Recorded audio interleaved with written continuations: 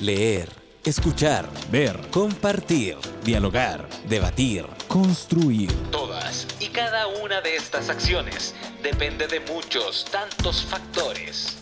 Y para descubrirlos, Antonella Esteves se reúne con diversos creadores y artistas para aclarar estos puntos en Cuestión de Gustos en radiodemente.cl.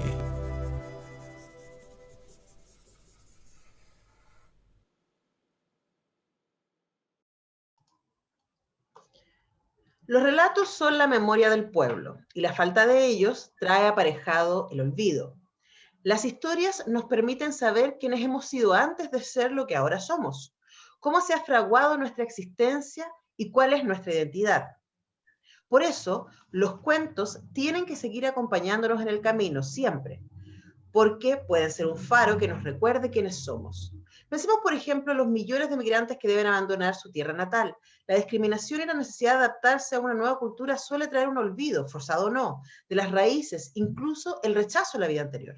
La sociedad primermundista suele buscar conscientemente el desarraigo de los nuevos habitantes, impidiéndoles hablar su idioma, mantener sus costumbres, realizar sus ritos o manifestar su credo. Logran avergonzar a los migrantes de lo que traen encima, generando una crisis identitaria profunda de la que puede costar mucho recuperarse. Bueno, vamos a hablar de eso, vamos a hablar de la importancia de los relatos en nuestra vida, de nuestra identidad, y vamos a hablar de literatura y de cuentos con un hombre que sabe un montón. Escritor y narrador oral chileno, junto a Nicole Castillo, fundó en 2012 la compañía La Matrioshka, con la cual ha recorrido todo Chile y más de 10 países de América y Europa realizando funciones y talleres de narración oral. Es director de la Escuela de Literatura y Oralidad Casa Contada y productor del Festival Internacional de Narración Oral Chile Cuentos. Como escritor ha publicado las novelas Tahuada, Hito de Ninguno y más recientemente La muerte viene estilando. Además de los libros juveniles En el horizonte se dibuja un barco y alguien toca la puerta, Leyendas chilenas, y el libro de cuentos La inútil perfección, además de este libro de ensayo ¿Por qué contar cuentos en el siglo XXI? Y ha recibido diversos premios, entre los que destacan el 10º Premio Iberoamericano de Novela Elenia Poniatowska, por Tony Ninguno, que vamos a comentar en un ratito. Andrés Montero, bienvenido a Cuestión de Gustos. Muchas gracias, Antonella. Feliz de conversar contigo una vez más. Siempre tenemos harto tema, así que esperemos que sea igual que siempre. Nuestra cuarta entrevista con Andrés Montero. Tuve el placer de entrevistarlo primero por Tahuada, que fue además la primera vez que yo le leí. Luego hablamos de por qué contar cuentos en el siglo XXI y hace poquito hablamos de La muerte viene estilando, que es su más reciente libro, relatos, novela, es difícil de definir, podemos hablarlo. Y yo no había leído Tony Ninguno y lo hice este fin de semana para esta entrevista y tengo tanto que decir respecto a Tony Ninguno. Pero partamos por el principio, Andrés. ¿Cómo supiste tú que querías contar cuentos y escribir historias? Lo supe temprano, porque tenía como naturalmente como incontinencia verbal y me pasaba todo el día contándole a mi papá, a mi mamá los chistes de Condorito, que era especialista en contar los chistes de Condorito.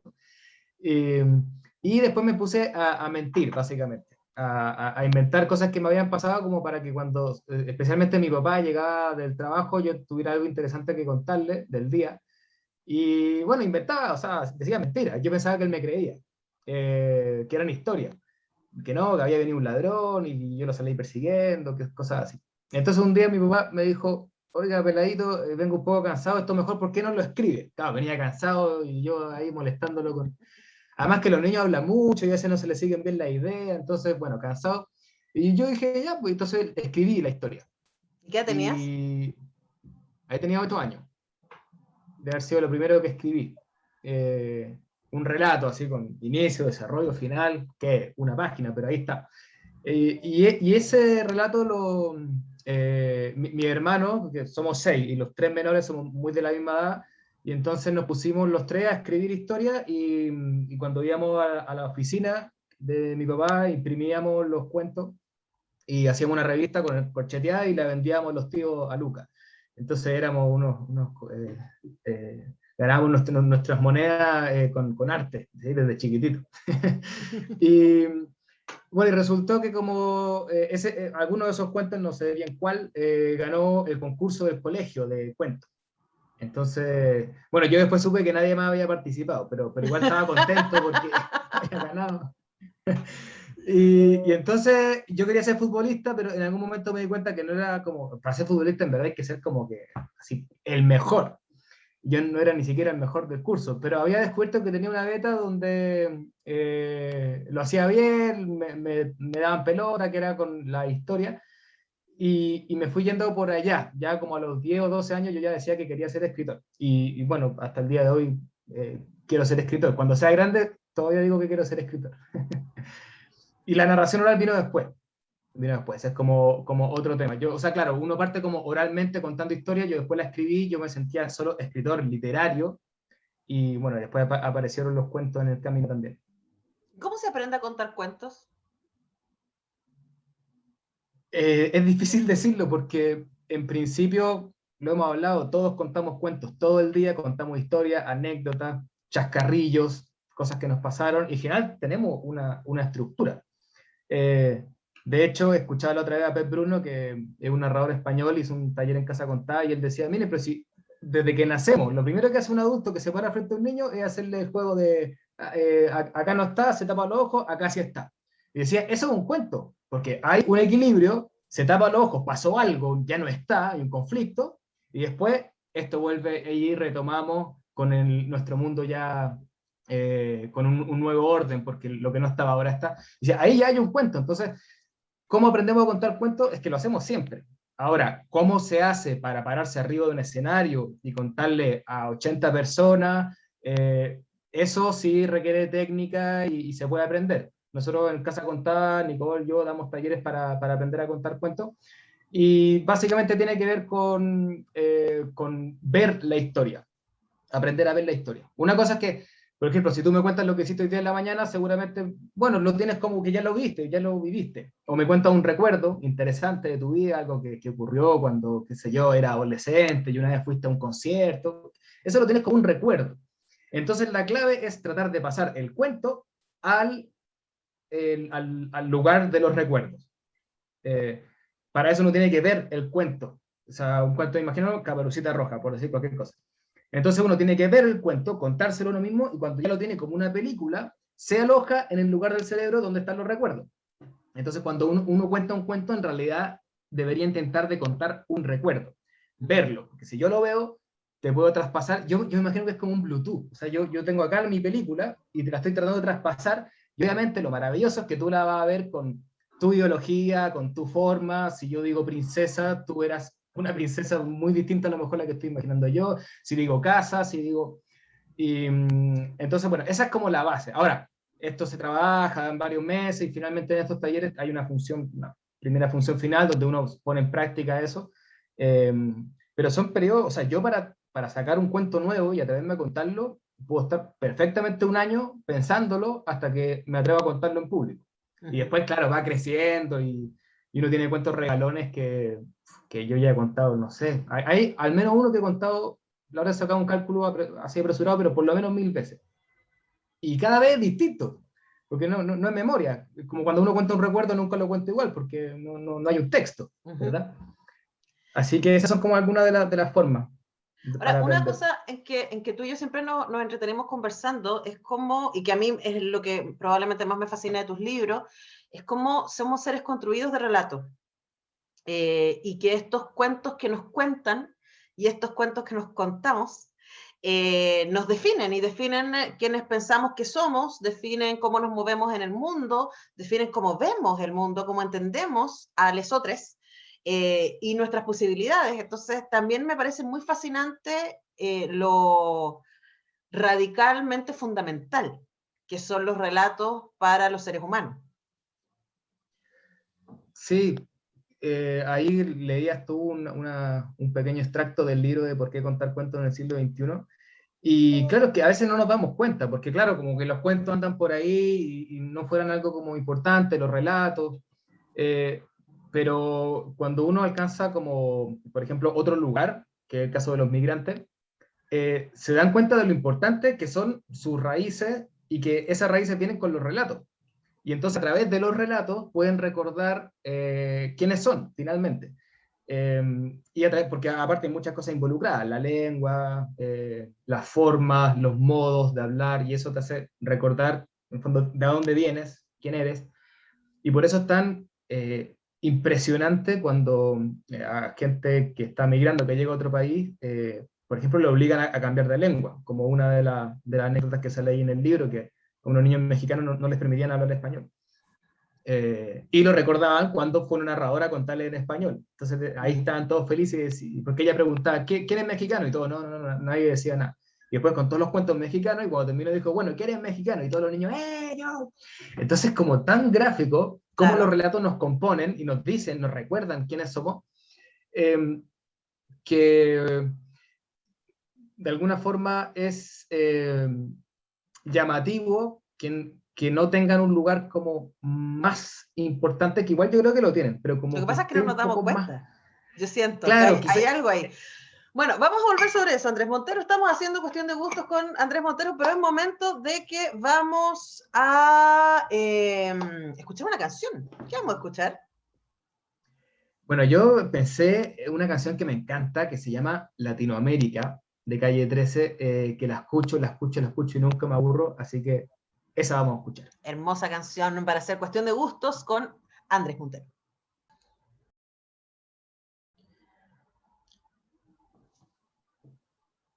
Los olores nos llegan directo al cerebro, me explicó una vez el Tony Frambuesa. Y en cambio, todo el resto de los sentidos tienen que pasar como por un filtro, ¿entiendes, niña? Por eso tú hueles algo y recuerdas otra cosa al tiro, y solo después comprendes por qué te acordaste de eso al oler lo otro. Yo, por ejemplo, a veces huelo al despertar la ropa con la que dormí y me acuerdo al tiro de mi papá, del Tony Cigarrito, pero no sé por qué. Todavía no entiendo por qué, pero lo cierto es que me pasa. Vaya a saber uno. Así que eso me pasaba, aunque el Frambuesa me lo explicó muchos años después. Olía los libros y me veía a mí misma, pero no podía distinguir con claridad dónde. Solo sé que me imaginaba mayor, como si fueran recuerdos hacia el futuro. Y me gustaban tanto esos pensamientos que a veces me quedaba horas oliendo las 1001 noches. Y solo después de mucho rato empezaba a leer. Como en ese día en que me dolía el orgullo y olía el libro antes de empezar a leer, de a poco, fascinada, lentamente, juntando letra con letra, como los niños chiquititos. Eso es parte de Tony Ninguno, la primera novela de Andrés Montero, porque los otros son cuentos juveniles, ¿no? Si no estoy mal. Novela que además fue muy premiada. Y me sirve para seguir hablando de lo que estábamos cruzando y un poco este relato de Tony Ninguno, que, como leí antes, ganó un importante premio internacional y fue reeditado por La Pollera Ediciones en el 2016. Tú mezclas aquí dos niveles del relato, ¿no? Está La 1001 noche, que es un relato sobre los relatos, sí. Y por otro lado está la historia de los personajes y de esta niña, primero y luego adolescente, ¿cierto? Que vive en un circo y que salva al circo por transformarse en Cheresade, en esta contadora de cuentos, ¿no? Y quería preguntarte también por lo que tú has aprendido respecto a los relatos universales y aquello que mueve lo universal a lo local, que es algo que en este libro es muy evidente, pero que yo siento que está en todos tus libros. Bueno, hay algunos relatos universales como primordiales en distintas culturas, obviamente quizá como el más primordial o el más importante de la cultura árabe, india también, alcanza a llegar allá, son las 1001 noches. Y estos relatos en general son reuniones de cuentos orales que se transmitían oralmente y que estaban ahí dando vueltas, yo me imagino así, por el desierto, en los palacios, en el Zoco, en todos esos lugares, y de repente, esto fue más o menos como en el año, bueno, es difícil decirlo, pero como en el 800 más o menos, alguien dijo, oye, pero esto juntémoslo, están buenos, como quien dice, juntemos todo esto de Pedro Urdemales que ando dando vueltas, o lo que sean los recopiladores. Y claro, como juntaron los todos cuentos, estoy pensando en los cuentos de Canterbury, ¿cierto? O, ¿cómo se llama este de la plaga que se empiezan a contar cuentos también? El de Camerón. El de Camerón, gracias. Claro, igual la diferencia es que ahí hay un autor que Boccaccio Chaucer, en el fondo agarran cosas que ya existían, pero ellos como autor las reelaboran, las reescriben. Lo que pasa también con el Pentamerón de Basile en Italia, que también son historias orales, pero que reescriben, le dan como un tono literario.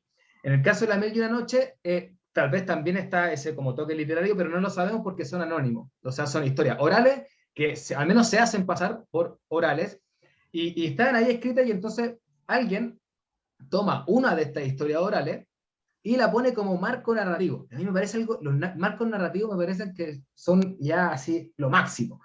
Entonces dice, todas estas historias que están dando vueltas, démosle como un sentido. ¿Por qué? ¿Por qué las juntamos? Ah, bueno, las juntamos porque son las historias que contaba una princesa para que no la mataran. Y entonces hace este marco y de ahí entran todos estos cuentos y se hace como un sentido del libro. Que, como tú decías, lo mismo que los cuentos de Canterbury, que también tienen un marco narrativo, que el de Cameron, o sea, son como figuras como en esta escena antiguas. se cuentan los cuentos. Claro, justamente. Y bueno, a mí me gustan mucho. Estoy preparando un libro con un marco narrativo así de ese estilo. Entonces, bueno, la importancia de estos libros universales, como primordiales, podemos llamar, es que fundamentalmente son la oralidad, que pasa por un estilo literario, porque no era que la gente contaba la historia de Scheherazade y se ponía a contar todos los cuentos que contó Scheherazade, eso no pasaba eso. Lo que pasaba es que cuando se trató de transformar el libro, se le dio una vuelta literaria a esto que era oral. Y ese cruce, péndulo interminable entre lo oral, lo escrito, de nuevo lo oral, a mí me gusta mucho. Entonces, quizá por eso comentas tú que está presente en todos mis libros. Sí. No, y además esta cosa de somos lo que contamos, ¿no? O sea, somos lo que nos han contado y somos lo que contamos. Pero yo pensaba mientras leía Tony Ninguno, que Andrés, me encantó, me pareció que es un libro muy hermoso y lo disfruté mucho, pero al mismo tiempo bueno. pensaba, por ejemplo, en el relato de género, y que Las Mil y una Noche viene de un lugar, además, extremadamente misógeno, ¿no? O sea, el contexto de Las Mil y una Noches es este rey que su mujer le pone los cuernos, básicamente, ¿cierto? El hermano también, su mujer le había puesto los cuernos, y de ahí en adelante ellos decían que las mujeres no son confiables y por lo tanto hay que usarlas y matarlas. Básicamente, esa es el resumen puesto en muy feo, porque por supuesto en La Mil y una Noches y en Tony Ninguno está puesto de manera mucho más hermosa, pero básicamente es eso, o sea, son sí. Los dos son un par de femicidas, digámoslo. 100%. Y la protagonista empieza a tomar esos cuentos y, bueno, se encuentra también ella con su propio violento, ¿no? Se encuentra con dos, de hecho. Y yo pensaba cómo esos cuentos que vienen de tan atrás y que de alguna manera nos hablan de cómo se entendía, entre otras cosas, lo humano, ¿cierto? Lo divino, pero también las relaciones entre hombres y mujeres, luego son repensados desde la actualidad. Y cosas que en ese momento podíamos decir, ah, bueno, así era, dale, y estaba súper normalizado.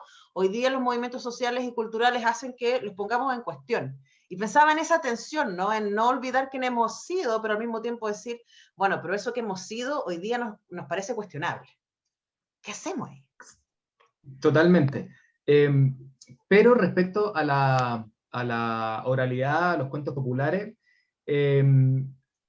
yo tengo bueno, de lo que he estudiado, también lo que he leído, la impresión de que justamente esos cuentos estaban diciéndolo con letras grandes, o sea, machismo, cuídate, los hombres son... entonces, claro, nos parece a nosotros desde ahora que en el fondo es como un relato súper machista, o sea, ya no puede ser más machista, digamos, más misógino al menos.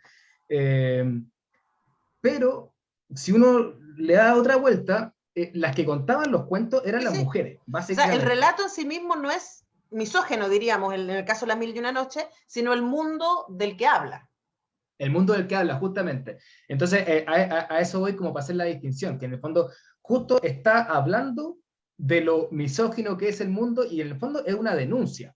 Lo que pasa, en lo que sí estoy, bueno, creo que estamos de acuerdo en todo, pero en el fondo lo que pasa con el tiempo es que se empieza a olvidar que eso era una denuncia clara y empieza como a aparecer otras cosas y empieza a parecer más importante pero Las Mil y una Noches completa, yo creo que desde la primera línea hasta la última es una denuncia. A mí me parece eso. Entonces, ¿Lo leíste entero y no te moriste? No lo leí entero. No. Yo hay Porque eso 80... es una clave de todo y ninguno. No se puede Sí. leer Las Mil y una Noche enteros porque hay una maldición. Si lo lees entero te mueres. Sí, no, yo no leí entero La Mil y una Noche. Lo he leído, digamos, casi entero, 3 veces, pero hay 80 páginas que nunca he mirado. Por si acaso, porque, bueno, para el contexto, eran tantos cuentos, como te decía, como eran orales, que se seguían sumando a las nuevas publicaciones, que esto viene en el fondo esta idea de que si uno lee completo La Mil y una Noche se va a morir, lo que quiere decir es que es imposible leerlo de completo porque siempre aparecen nuevas historias. Pero claro, y uno igual, por si acaso, mejor no leerla entera. Pero qué Aparte son muchas, curiosidad. así que... Esto como la Sí, protagonista Tony Ninguno. Qué curiosidad, ¿cómo no voy a saber qué pasa? sí, sí, no, pero ahí ya Ahí ya no, ahí hay zafé otra alguna. salida. Lean el libro, está muy bonito. Ya. Pero Claro, continuemos pero, con la mirada contemporánea a lo clásico, ¿no? claro, ahí viene como, al menos mi mirada personal, es, conocí La Mil y una Noche, bueno, había leído que Sinbad el Marino, cosas así, pero ya como entendí de qué se trataba, fue el año 2010, y entonces yo escuché el marco narrativo porque lo contó una compañera de un taller de cuentacuentos. Ella contó eso, y yo dije, y esto, y entonces lo empecé a leer, lo agarré, y me dio esa impresión, dije, pero esto en el fondo es una denuncia con letras grandes, los cuentos son una excusa para hablar del mundo misógino, es un grito de ayuda. Entonces, ¿qué puedo hacer yo, como hablas tú, desde un escritor contemporáneo, hombre más encima? Me digo, bueno, yo puedo tratar de hacer ver que en La Mil y una Noche y en muchos otros relatos estaba esta denuncia que ya, o sea, y que en el fondo mostrar que es lo que yo quise hacer a través de la literatura, porque yo no soy como, digamos, teórico, yo puedo hacer libros nomás de historia. Entonces, ahí decir finalmente que Sherzade contaba historias para no morir, o sea, contaba historias para sobrevivir. Y claro, se puede juntar con los relatos actuales nuestros, bueno, esto pasa en Chile, en un circo, y obviamente hay como una relectura, pero finalmente es el mismo grito de ayuda. Bueno, La niña, la Sherzada de circo, también cuenta historia para no morir. Al principio parece que para no morir de hambre, pero después nos vamos entendiendo que, bueno, para otras cosas, no quiero hacer spoiler. no hagamos spoilers, pero consíganse el libro. Oye, ¿vamos a escuchar otro tema, Andrés Montero? Ok, perfecto. Mira, voy a cambiar el orden de lo que tenía porque ya que estamos hablando de esto, me gustaría que escucháramos Sobreviviendo de Víctor Heredia, que es una de mis canciones favoritas también. Perfecto, estamos haciendo cuestión de gustos con Andrés Montero.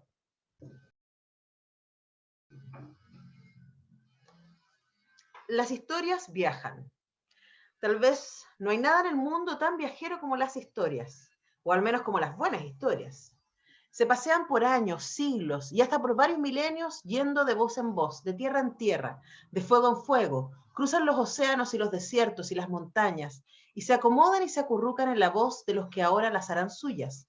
Así parece que le ganan al olvido, al tiempo y a la muerte, hasta que un día nadie las vuelve a contar, hasta que un día se mueren. Así comienza Tahuada, que es también una historia, pero aquí estamos en el campo chileno profundo.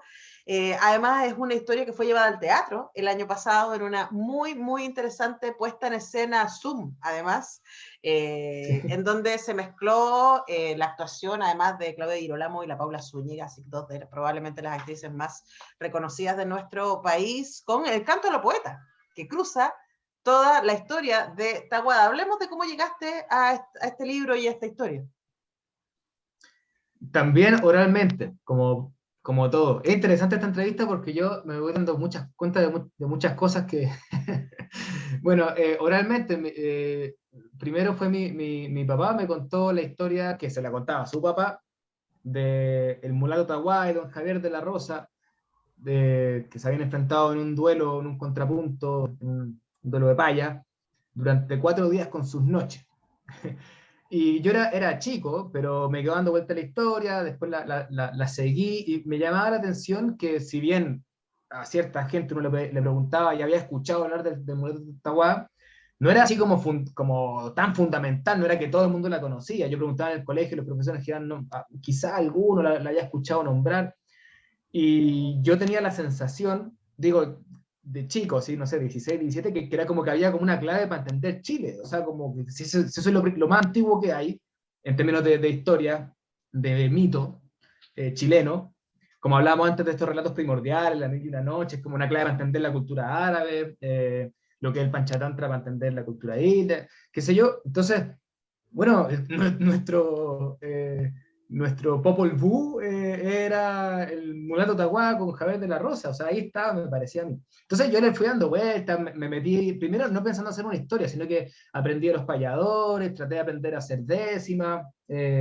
meterme un poco en el mundo y después pensé en hacer esta historia, pero un poco con lo que me había pasado a mí, que fue como una apuesta en la novela que quizá la hizo como más literaria o un poco más difícil de leer de lo que yo quería, pero era lo que yo quería hacer. O sea, como en el fondo una novela que va hacia el pasado, o sea, del año 2018 Claro, es la hasta investigación. 1830. Es como una investigación, como una especie como de detective salvaje, por así decir, pero como chileno, de la cultura más local. Así que así llegué y bueno, y seguí investigando. La verdad es que no he pasado mejor escribiendo una novela que con Tahuá. O sea, fue demasiado entretenido para mí, en verdad, por lo menos.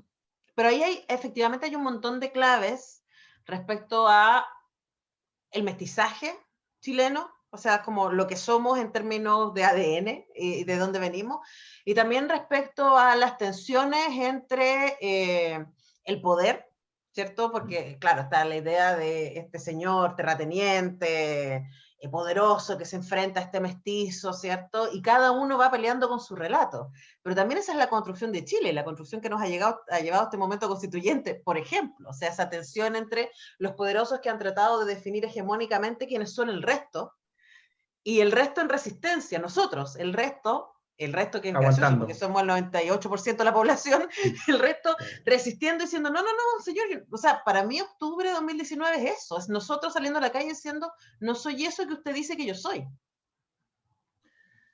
Sí, totalmente. Por eso pareciera ser como un relato mítico. Los mitos tienen eso, de que en el fondo se siguen contando y siguen haciendo sentido, porque siguen como explicando muchas cosas, que es lo que le pasó a Freud cuando descubrió los mitos griegos. Decía, pero si esto explica como todo. Entonces, si lo llamo algo más local, a mí me parece que ese mito del mulato Tahuá y don Javier de la Rosa como explica muchas cosas, o sea, y es muy simbólico, porque no es que se enfrentaron ahí un duelo a cuchillo, sino que se enfrentaron con la palabra, se enfrentaron con la cultura.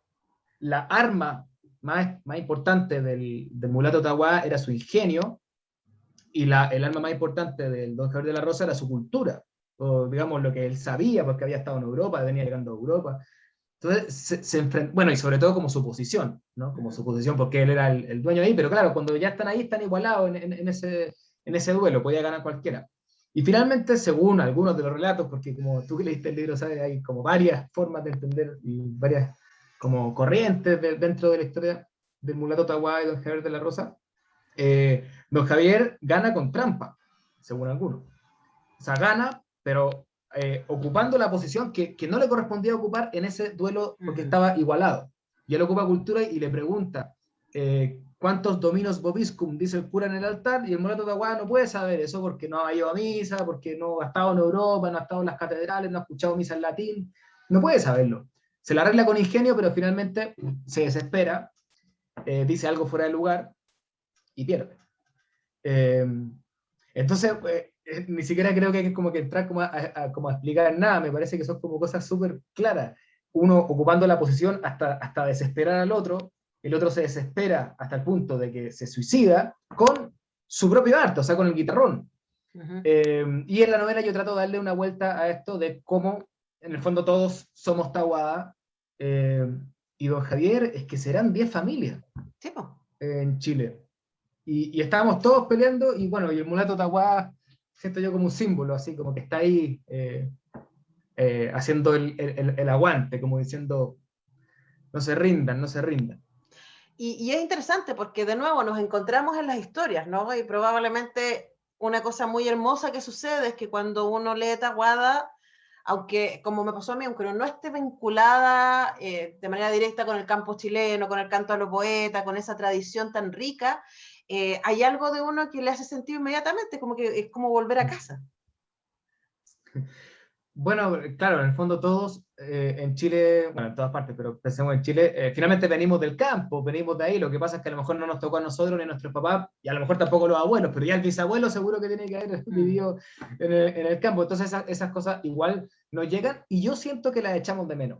Aunque nunca yo nunca he vivido en el campo, yo sigo Santiago toda la vida, he pasado temporada, voy a investigar, viví un año en el sur, pero no he vivido así, no soy un hombre de campo que te cultiva y te anda a caballo, no soy eso, pero lo extraño, lo echo de menos, es esa nostalgia de las cosas que uno no ha vivido.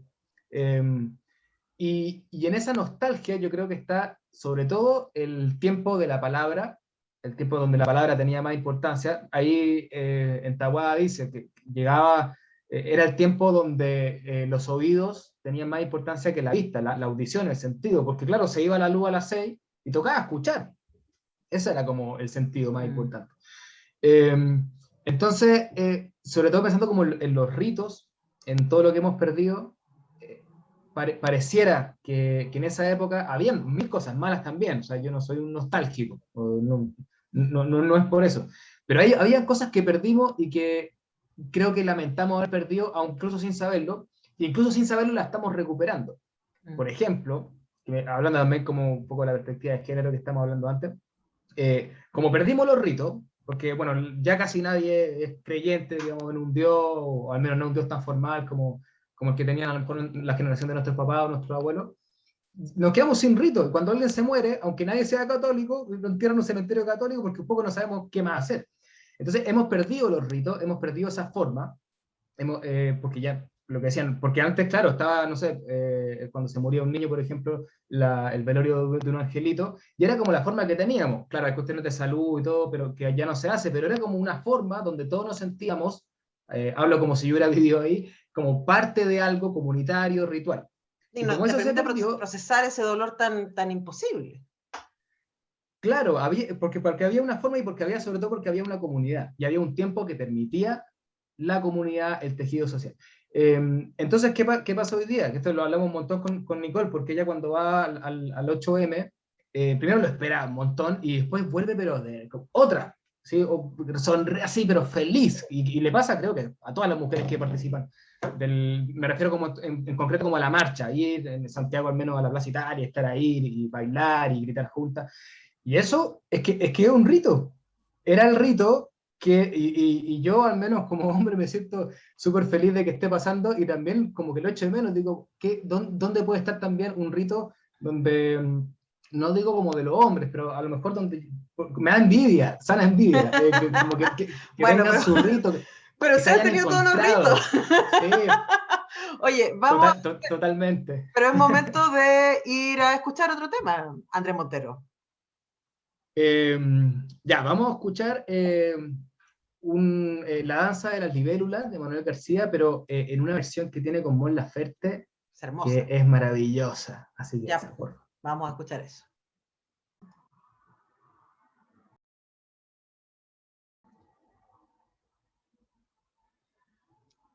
Y es verdad, ya tengo más de 80 años y sé que me voy a morir en un tiempito más. Y cuando estos viejos de la caleta se mueran también, y cuando se muera usted, nadie se va a acordar de mí.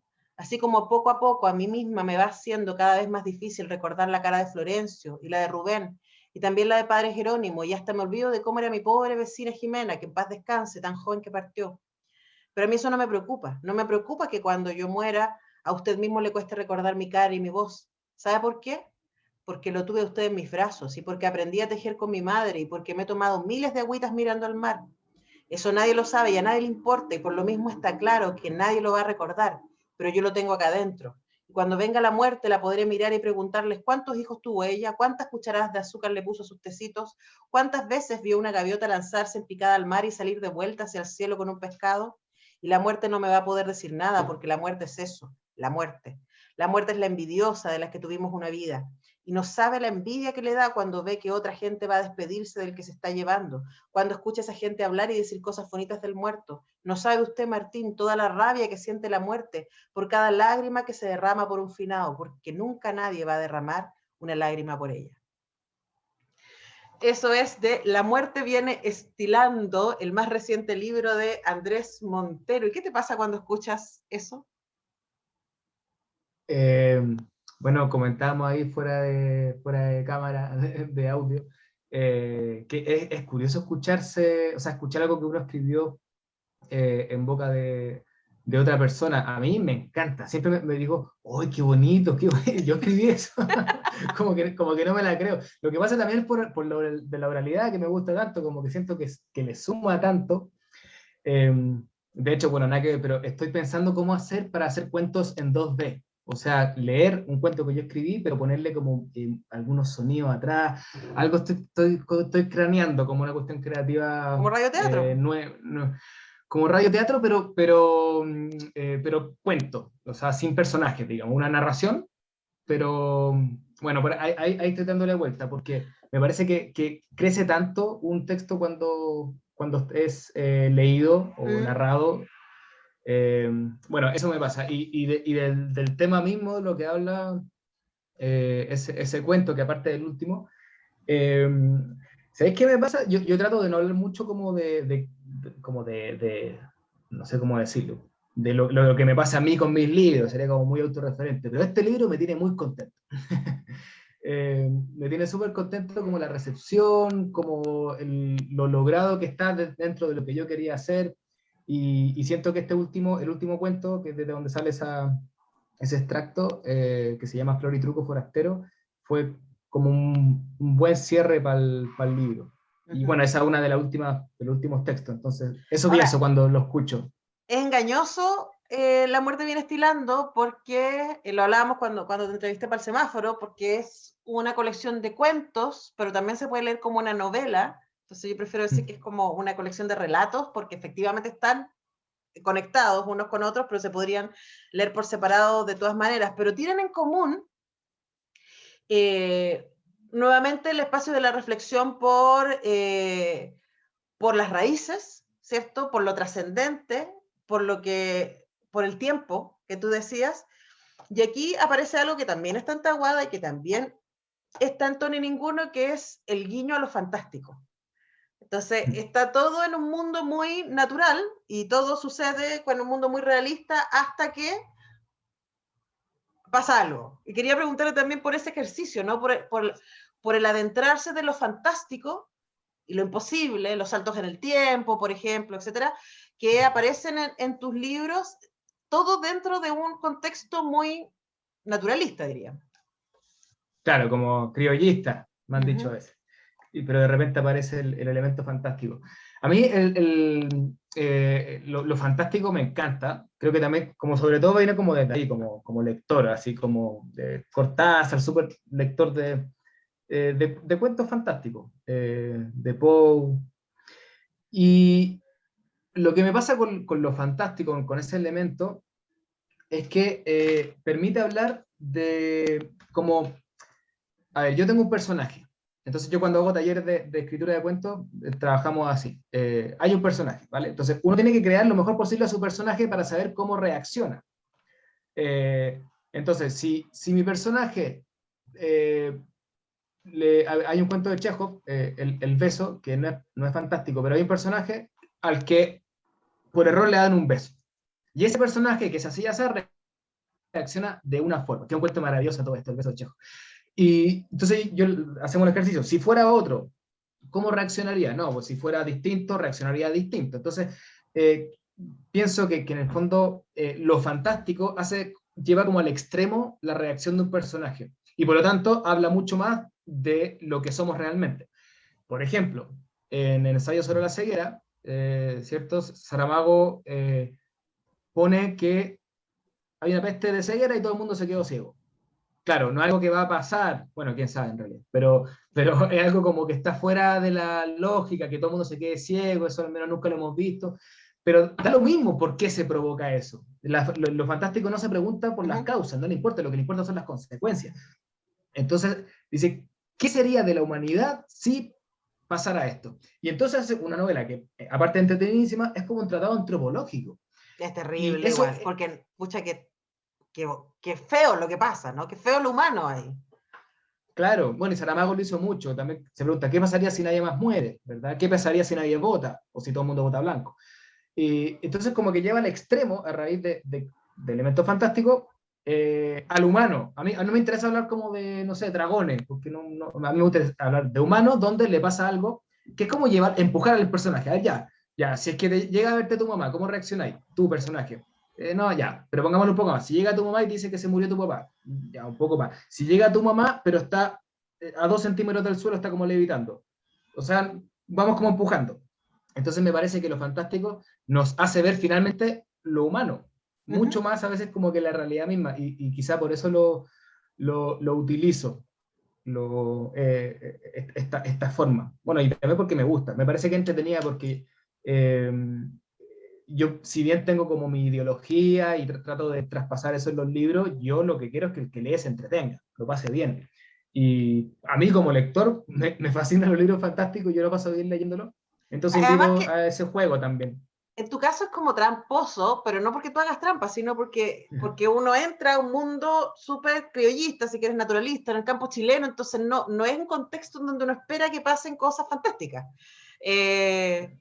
Y además las tienes muy bien guardadas, porque es como que uno cuando ya está tranquilo dice, ok, ya sé perfectamente lo que estoy moviéndome, entiendo este mundo, etcétera, y de repente suaca, te pasa algo y uno dice, ¿qué más? ¿Cómo Claro. pasó eso? Y Cuando funciona muy bien te, como, sien- cuando, cuando te sientes segura, aparece claro, y uno dice, el ¿qué pasó? elemento. Y claro, le da toda una vuelta a lo anterior. Ahora, para terminar, Andrés, por supuesto me quedan 4.000 preguntas, por lo bueno es que tenemos tus libros y quiero igual cerrar recomendando todos los anteriores, pero también porque contar cuentos en el siglo XXI y a mí me causa mucho interés lo que ustedes hacen con Nicole Castillo en Casa Contada, donde siempre están haciendo talleres, los pueden buscar en sus redes sociales, los pueden ver en su página web. Y quería preguntarte cuál es la razón por la que tú crees que la gente se acerca a ustedes. ¿Cuál es la razón por la que queremos no solamente seguir escuchando cuentos, sino también contando cuentos? Yo creo que tiene que ver con lo que hablábamos antes. Perdimos algo, no sabemos que lo perdimos, o nuestra generación no sabe que lo perdió, y eh, estamos volviendo a buscarlo, así como medio inconscientemente. Como, a ver, por acá, se reúnen y alguien habla y entonces los celulares tienen que estar apagados. Uno dice, es todo lo contrario, la gente no quiere apagar el celular, no quiere ir a encontrarse con mucha gente, pero resulta que sí, que eso es lo que pasa. En el fondo lo que yo creo que pasa es que nos estamos buscando desesperadamente, se ven otras cosas. En el estallido alguien ponía algo, pues se hablaba esto como nos costó tanto encontrarnos, no nos soltemos ahora, o algo así. Y un poco eso, como que estamos todos, y uno habla de esto y todos estamos de acuerdo. Sí, andamos todos solos, sí, pegados a las redes sociales, pucha, sería bacán que no fuera así, hemos perdido la comunidad, y estamos, bueno, no todos, muchos, el 80% estamos de acuerdo en esto. Y Pero en las entonces, redes sociales también nos andamos buscando. O sea, estoy pensando que Twitter quizás no porque es muy peleador, pero en Instagram por lo menos, en Facebook, tú te sigues a tus amigos, te comunicas con tus amigos, generas contacto con gente que no conoces, pero también es una manera de decir, no quiero estar solo, quiero sentirme parte. sí, y en pandemia me parece fundamental, pero, y quizá para otra vez como hablar más de esto, pero ahora, y esto es súper personal, estoy empezando a pensar que es una trampa. Hay una trampa ahí, porque tenemos una ilusión de conexión, y no sé cómo eso va a afectar finalmente al tejido social como real, digamos. Pero no lo sé, no quiero acá demonizar, ni mucho menos. Yo ocupo redes sociales, me encuentro con gente, con lectores, súper bonito. Pero estoy como con esa vuelta, como, sobre Es que todo yo, por ¿sabes qué cómo nos hace creo? pensar. Yo creo que no reemplaza. Mm. Creo que Mientras no puede, reemplace, sí, pues yo creo que, o sea, si nos quedamos en eso, estamos a medio camino de Hair, ¿cachai? Pero es como, es la excusa para encontrarnos, es como nosotros nos seguimos en redes sociales y nos ponemos like y no sé qué, pero para cuando nos encontremos nos demos un abrazo, o sea, finalmente es como eso, sí. es un sucedáneo, es el mientras tanto. Es un mientras tanto, claro, es un mientras tanto. Pero bueno, como respecto a lo mismo, yo pienso, y no solo en Chile, en todo el mundo, esto que es tan anacrónico de ir a escuchar a alguien con una silla, o sea, que no es nada más. Hay otras formas de contar cuentos, pero estoy hablando de narración oral, de lo que yo hago, un tipo con una silla parado, o una mujer, a veces dos, pero generalmente uno, y nada más. Y empieza a contar. Entonces uno dice, pero la gente va, a veces paga, a veces, bueno, a veces están financiados por el ministerio, qué sé yo, pero a veces para sentarse ahí a escuchar a un tipo que va a contar algo sin nada, sin fuego, sin nada, o sea, ahí, sin ilustraciones o disfrazos o vestuarios, a veces ni luces, a veces ni micrófono. Entonces uno dice, pero esto no tiene ningún sentido, a mí me sigue llamando la atención. Y se llena, y la gente está dispuesta a pagar una entrada para ir a escuchar cuentos. Entonces yo pienso, esto es el rito. Sí, esto es lo que hemos hecho desde que somos humanos. Claro, y como lo perdimos, y perdimos otras formas de rito, porque habían otros, por ejemplo, no sé, la mesa familiar, pero se va perdiendo también, por distintas cosas, porque la tele está prendida, porque estamos muy apurados, porque está cada uno con su celular. Cada uno con su celular, entonces como que estamos todos, y esta es una, habrá más, obviamente, pero entonces cuando la gente va a escuchar cuentos, y a veces uno cuenta un cuento divertido, o sea, como, no es stand-up, pero un cuento como gracioso, no profundo, ni para... Y después se te acerca la gente llorando. Tú decís, pero no era para llorar el cuento, o sea, era para pasarlo bien. Y claro, pero es que no están llorando por el cuento, están llorando por la distancia. Bueno, porque necesitamos encontrarnos. Necesitamos encontrarnos. Eso es lo que tenemos este rito. Tenemos este rito de cuestión de gustos en donde yo soy la más feliz y aprendo tanto. Queridísimo Andrés Montero, ha sido un placer conversar contigo. Muchísimas gracias. Gracias a ti, Antonella. Un gustazo como siempre. Un gustazo. Bueno, así cerramos esta cuestión de gusto. Nos encontramos la próxima vez. Qué agradable es saber que a quienes seguimos o admiramos comparten sus gustos y preferencias. El contenido que los define lo ponen a tu alcance y Antonella Esteves lo prepara para digerirlo con una buena conversa y música. Porque al final todo es cuestión de gustos en radiodemente.cl.